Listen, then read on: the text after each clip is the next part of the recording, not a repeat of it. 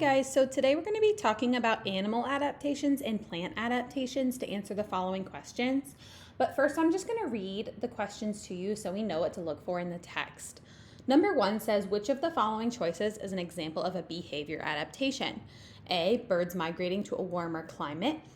Again, behavior adaptation. B, a moth looking like the eyes of an owl. C, animals growing thicker fur during winter. Or D, birds having a sharp and pointed beak. Number 2, according to plant adaptations, that's me the story we read is plant adaptations. Which of the following colors would a seed need to be to help it not be eaten by an animal? A, white. B, yellow. C, neon pink. D, brown.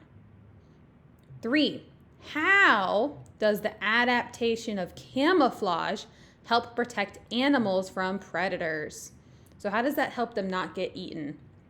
Is it A, animals are able to sleep during the cold winter months and not have to look for food? B, animals are able to blend into their surroundings and not be eaten by predators?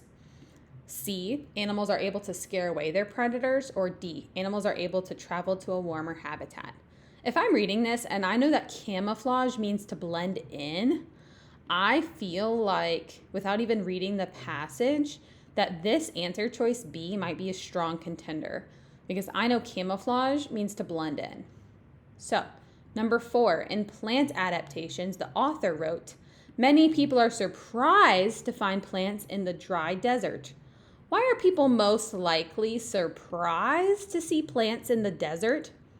Is it because there is too much water in the desert for plants to grow? Animals in the desert do not like plants to grow in their habitat.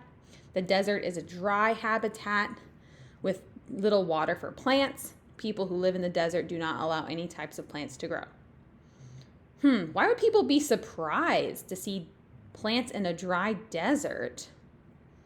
I think that the desert, I know that it is a dry habitat. It's very deserty. There's no water. So maybe people are surprised because there's little water.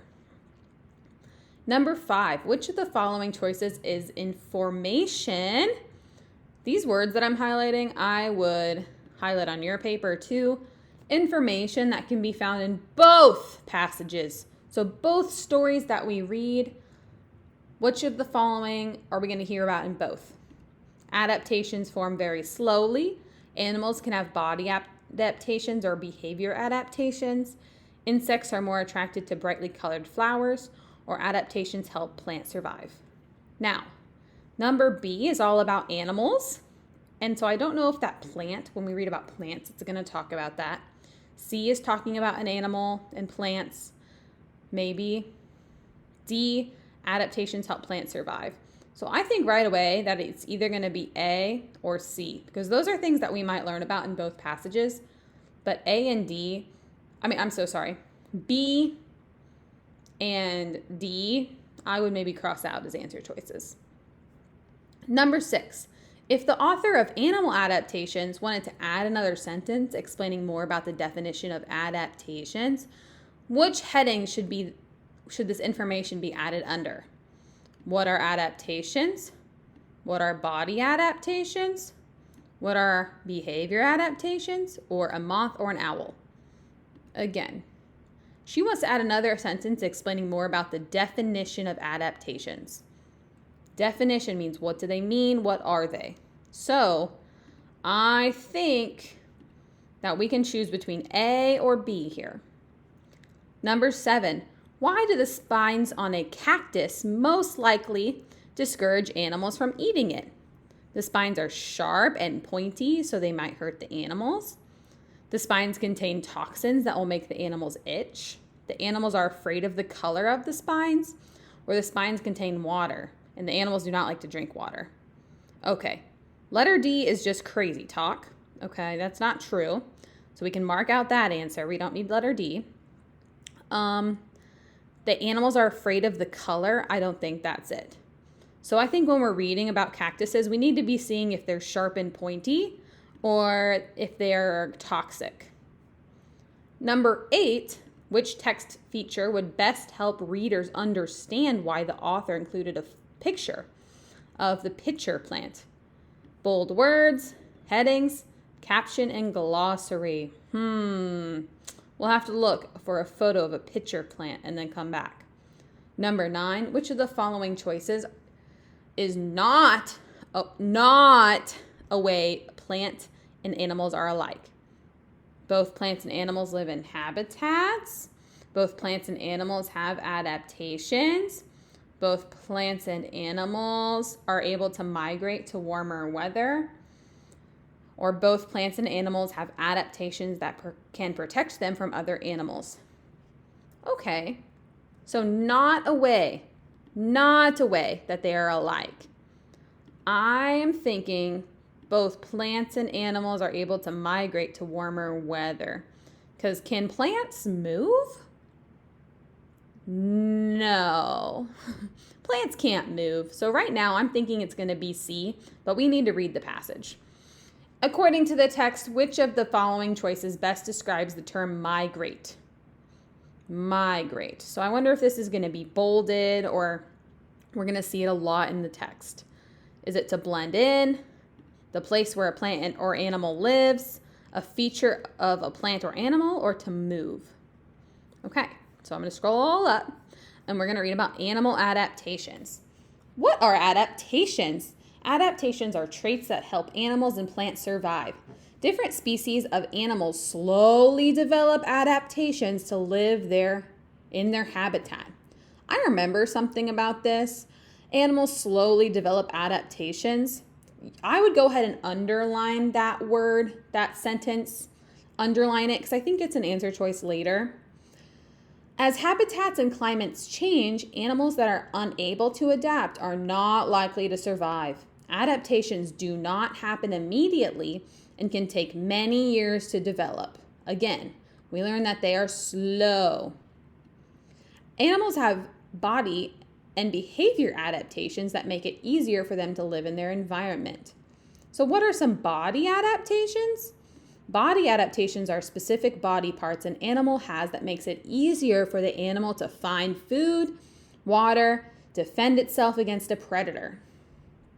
The pointed curve of the shape of a bird's beak is a body adaptation. Okay, the shape helps birds gather food more easily. Many birds, like eagles, have sharp talons on their feet. This can help the birds grab food quickly as they fly. Many animals have patterns on their bodies that help them blend into their surroundings. This adaptation is called camouflage. We had a question about camouflage. It says that blending into your surroundings is the same as camouflage. I would highlight that or put a star by it or underline this whole thing because that is an answer choice we just read. For instance, the turtle shells can look like rocks when a turtle tucks its head and legs inside the shell. Lizards can also easily blend into their surroundings as their color often is similar to leaves. By blending in with their surroundings, predators are less likely to find these animals. In the cold weather, animals may grow thicker fur to keep it warm. So that's also an example of a body adaptation. Behavior adaptations are a way that the animal acts that helps them survive. During the winter, food is often scarce. Therefore, many animals hibernate and sleep through the cold winter months after storing food. During hibernation, an animal's heart rate slows down and animals are able to conserve or save energy. Other animals avoid the cold winter months by migrating. Migrating. Was that one of our words? Migrating. So, birds will often migrate or move to a warmer environment. That was a question. I want you to highlight or star that or underline it. Because we needed to figure out what the word migrate means, and we just learned that migrate means move. So they move to a warmer environment or place during the winter where food is easier to find. So our words that they wanted to show, a habitat is the home of an animal or plant, and a trait is a characteristic or feature of a plant or animal. So that's all about animals. Next, switch gears, plants. Plants must adapt or make changes in order to survive in their habitat. Climate changes, pollution, and animal behaviors are all causes of plant adaptations. The adaptation of a plant depends on what type of environment they live in and what difficulties they face in order to survive. Many people are surprised to find plants in a dry desert climate. Remember, we had a question about this. We're trying to figure out why people might be surprised. However, plants have adaptations specifically for living in the desert habitat. Desert plants are able to collect water very quickly when it rains, since it does not do so often. These plants store water in their waxy stems.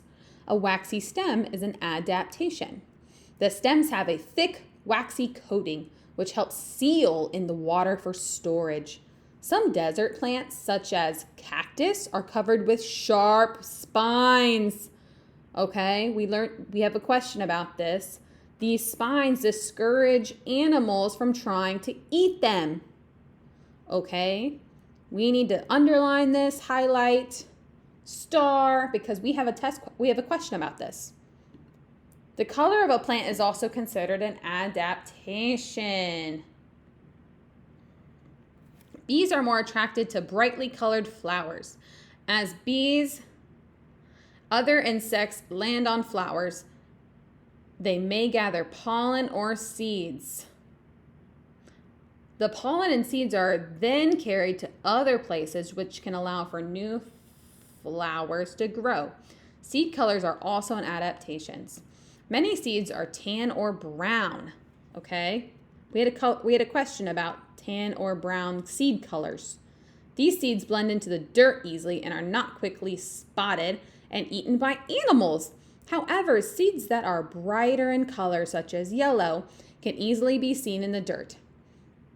Right? So they want to be brown. They want to blend in. These seeds are more likely to be eaten. Plants such as poison ivy and poison oak have toxins that give those who touch it a playful and itchy rash. This adaptation keeps many animals from eating these types of plants and humans from picking them up.